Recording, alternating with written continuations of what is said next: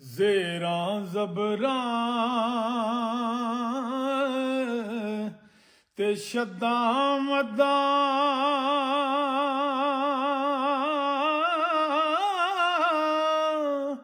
ਉਹ ਸਭ ਸ਼ਾਨ ਨਬੀ ਵਿੱਚ ਆਈਆਂ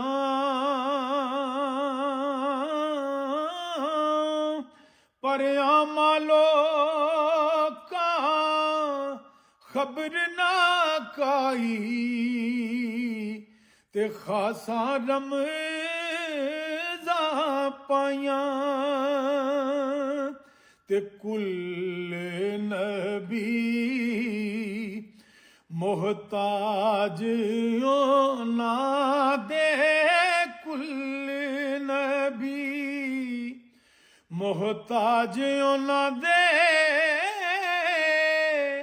ਤੇ ਉਹ ਸਰਤਾਜ ਤਮਾਮ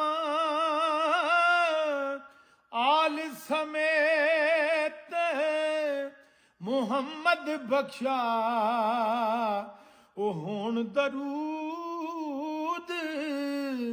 ਸਲਾਮ